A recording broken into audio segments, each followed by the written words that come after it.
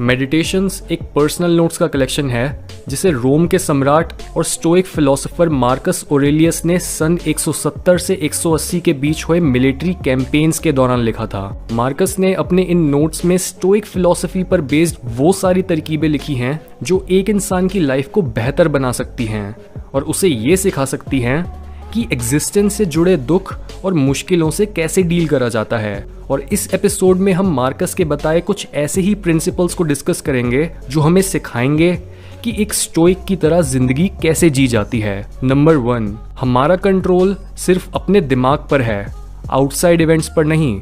ये इस बुक का सेंट्रल थीम है जो हमें सिखाता है कि किस तरह से हम हर सिचुएशन की पर्सनल रिस्पॉन्सिबिलिटी ले सकते हैं, ये डिसाइड करके कि हमने उस पर कैसे रिएक्ट करना है। मार्कस का मानना था कि इस माइंडसेट के साथ हमारी रुकावटें हमें आगे बढ़ाती हैं और जो चीज़ हमारे रास्ते को रोकती है वही हमारा रास्ता बन जाती है। पर अगर आप अपने दिमाग में सिर्फ नेगेटिव थॉट्स रखते हो तो आपकी परसेप्शन भी वैसी ही शेप ले लेती है। और इस नेगेटिविटी के चंगुल से बाहर निकलने के लिए कई लोग वेकेशंस पर जाते हैं, पर मार्कस के हिसाब से ये अप्रोच काफ़ी अनफिलोसॉफिकल है, क्योंकि अपने नेगेटिव थॉट्स या एक नेगेटिव एनवायरनमेंट से ब्रेक लेने के लिए जिस जगह पर जाने की आपको सबसे ज़्यादा ज़रूरत है वो है आपका डीपेस्ट पार्ट, जहां आपको वो कंट्रोल मिल सकता है जो बाहरी दुनिया में पॉसिबल नहीं है। और ये कंट्रोल आपको अपनी किस्मत की रिस्पॉन्सिबिलिटी लेना सिखाता है, यानी आपके साथ चाहे अच्छा हो या बुरा, दोनों की वजह आप ही हो। साइकोलॉजी में इस कॉन्सेप्ट को बोलते हैं internal locus of control. Number 2, एक मिनिमलिस्ट लाइफ जियो। एक एम्पायर के रूलर होने के बाद भी मार्कस ऑरेलियस ने कभी भी अपने ऊपर घमंड नहीं करा।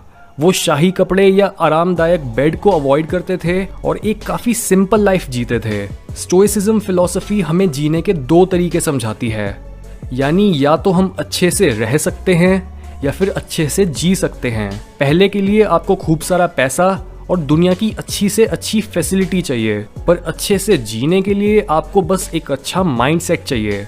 मार्कस के हिसाब से किसी भी तरह की लग्जरी हमारे माइंड को सॉफ्ट बनाती है, जिससे हमारे टाइम और अटेंशन कुछ मीनिंगफुल काम करने के बजाय आराम देने वाली चीज़ों को इकट्ठा करने में वेस्ट हो जाते हैं। इसलिए ये चिंता मत करो कि आपका पड़ोसी कौन सी गाड़ी चलाता है या फिर आपके पास किन चीज़ों की कमी है, बल्कि अपने आप को मेंटली टफ बनाओ अपनी नीड्स को कम करके और एक मिनिमलिस्ट की तरह रह के। नंबर 3, मौत से डरो मत, उसे अपना एक दोस्त समझो। बुक के कई हिस्सों में मार्कस ने डेथ और इवन नेगेटिव विजुअलाइजेशन जैसे टॉपिक्स को डिस्कस करा है जिन्हें यूजुअली अवॉइड करा जाता है।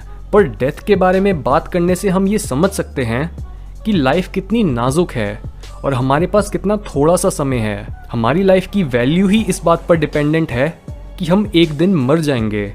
और तभी स्टोइक्स बोलते हैं कि अपनी बची हुई जिंदगी के हर दिन अपने आप को ये याद दिलाओ कि शायद आज आपका इस धरती पर आखिरी दिन है और जो भी काम आप आज करने वाले हो वो आपका आखिरी काम होगा।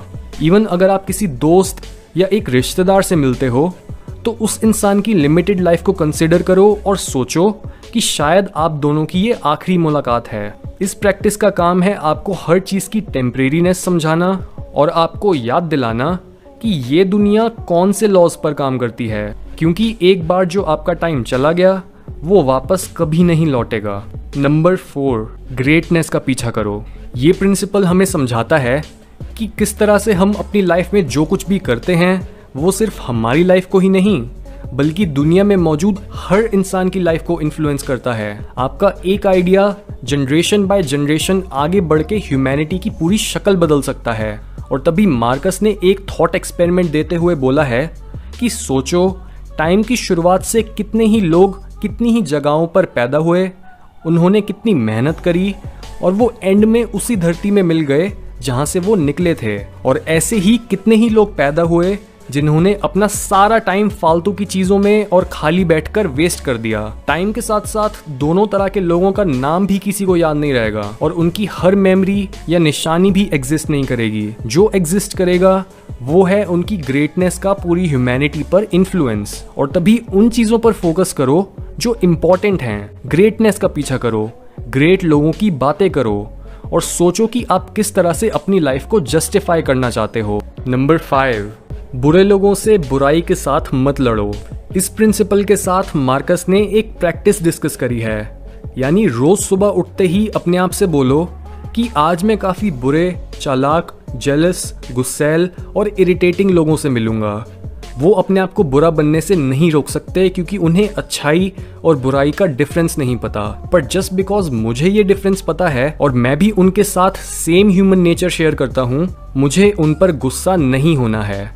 किसी को भी गुस्से में हेट करना नेचर के लॉज के खिलाफ है, क्योंकि हम इंसान एक दूसरे के साथ कोऑपरेट करके काम करने के लिए बने हैं। बुरे लोगों से डील करने की ये स्ट्रेटेजी हमें दोबारा से स्टोइसिज्म का कोर प्रिंसिपल याद दिलाती है, यानी आउटसाइड इवेंट्स में चाहे कितनी भी केओस चलती रहे, आपने अपने अंदर के ऑर्डर को हर समय मेंटेन करे रखना है। नंबर 6, चेंज नॉर्मल है। एक स्टोइक के लिए कोई भी लॉस, जैसे एक कीमती चीज का खोना या फिर एक प्यार करने वाले की मौत, असल में लॉस नहीं बल्कि एक चेंज होता है, और चेंज नेचर का बेसिक रूल है जिसके साथ हर इंसान को फेमिलियर होना चाहिए। अगर आप अपने आसपास देखो तो आपको समझ आएगा कि हर चीज या एक्टिविटी एक चेंज का ही रिजल्ट है। दुनिया को चेंज से ज्यादा कुछ नहीं पसंद। पुरानी चीजों को रीअरेंज करा जाता है नई चीजें बनाने के लिए, जिसकी वजह से आपके आसपास मौजूद कोई भी चीज अपनी फाइनल फॉर्म में नहीं है। और तभी हर अनएक्सपेक्टेड चीज को पहले से ही एक्सपेक्ट कर लो, ताकि अगर आपके साथ कुछ भी अच्छा या बुरा हो तो आप इमोशंस में बहकर गलत कदम लेने के बजाय एक सेंसिबल एक्शन ले सको। मार्कस का बोलना है कि एक इंसान के साथ कभी भी कुछ ऐसा नहीं हो सकता जिसे वो सह नहीं सकता। नंबर 7, कभी भी अपने आप को एक विक्टिम की तरह ट्रीट मत करो, क्योंकि जो कहानी आप अपने आप को सुनाते हो उसमें आप या तो एक हीरो बन सकते हो या फिर एक लूजर। और जब भी कोई इंसान अपने आप को एक विक्टिम समझने लगता है तो उसका माइंडसेट भी एक लूजर वाला ही बन जाता है। इसलिए अगर आप अपनी लाइफ का एक्सपीरियंस चेंज करना चाहते हो तो पहले अपना ओपिनियन चेंज करो और अपनी किस्मत का ब्लेम दूसरों पर डालना बंद करो। इवन अगर आपके साथ किसी ने कुछ बुरा करा है पर आपका माइंडसेट और कैरेक्टर सही दिशा में है, तब आपके अंदर उस बुरी सिचुएशन से बाहर निकलने के लिए मोटिवेशन भी होगी और अपनी ताकत का एहसास भी। नंबर 8, एक स्टोइक की लाइफ प्लेजर से नहीं डिसिप्लिन से जस्टिफाई होती है, क्योंकि एक सर्टेन पॉइंट के बाद जो चीज हमें पहले प्लेजर दे रही थी वो बाद में एक पनिशमेंट बन जाती है। और तभी हमेशा डिसीजन लेते टाइम अपनी वैल्यूज और लॉजिक पर रिलाई करो, अपनी बॉडी की सेंसेशंस पर नहीं। हाउएवर, इसका मतलब ये नहीं है कि आपको अपनी फीलिंग्स या डिजायर्स को दबाना चाहिए। इसके बजाय हर सेंसेशन को नेचर का एक पार्ट समझो और याद रखो कि प्लेजर या पेन कभी भी एक्यूरेटली ये नहीं बता सकते कि कौन सी चीज आपके लिए अल्टीमेटली अच्छी है और कौन सी नहीं। नंबर 9, कभी भी किसी इंसान को उसकी दिखावट पर नहीं बल्कि उसकी मुश्किलों को झेलने की क्षमता से जज करो। दूसरों में ऑब्जर्व करो कि वो किन चीजों के पीछे भागते हैं और किन चीजों को अवॉइड करते हैं। ये इसलिए क्योंकि स्टोइक्स मानते हैं कि एक इंसान का असली कैरेक्टर मुश्किल वक्त में और बुरे लोगों के आगे रिवील होता है। अगर एक इंसान सिर्फ लो क्वालिटी प्लेजर्स के पीछे भागता है और मुश्किल के टाइम गायब हो जाता है तो उसका कैरेक्टर वीक है। मार्कस ने बोला है कि अपने आप को एक रेसलर की तरह इमेजिन करो जिसको भगवान ने एक हाई स्पिरिट के साथ प्रिपेयर करके भेजा है ताकि आप एक ओलंपिक क्लास मटेरियल बन सको। हाउएवर, कई इंसान अपनी इस हाईएस्ट पोटेंशियल तक पहुंचने के बजाय खुद भी एक मीडियोकर लाइफ जीते हैं और दूसरों को भी आगे बढ़ने से रोकते हैं। सो ऐसे इंसानों से दूर रहो। नंबर 10, नेक काम करो और अपना बेस्ट वर्जन बनो ताकि अपनी मौत के समय आप रिग्रेट नहीं बल्कि ग्रेटिट्यूड फील करो। दुनिया में सबसे डरावनी चीज है अपनी मौत के टाइम उन कामों को रिग्रेट करना जो आपने कभी करे ही नहीं, और सैडली ये फिनोमिनन काफी कॉमन है। मार्कस का बोलना है कि बहुत से लोग ऐसे हैं जो एक कड़वाहट के साथ मरते हैं ये याद करते हुए कि उन्होंने कौन सी चीजें नहीं सीखी, कौन सी बुक्स नहीं पढ़ी, लोगों की मदद नहीं करी या फिर अपनी पोटेंशियल वेस्ट कर दी। इसलिए आलस छोड़ो और अपने हर मोमेंट को प्रोडक्टिव बनाओ। हर अच्छा काम करने के बाद दूसरों को उसके बारे में मत बताओ बल्कि उसे अपनी ड्यूटी समझो, ताकि आप जब अपने डेथ बेड पर लेटे हो तब आप निराशा या गुस्से के साथ नहीं बल्कि इस सेटिस्फेक्शन के साथ इस दुनिया को छोड़ोगे कि आपने अपने इंसान होने के दर्जे को सही तरह से यूज करा।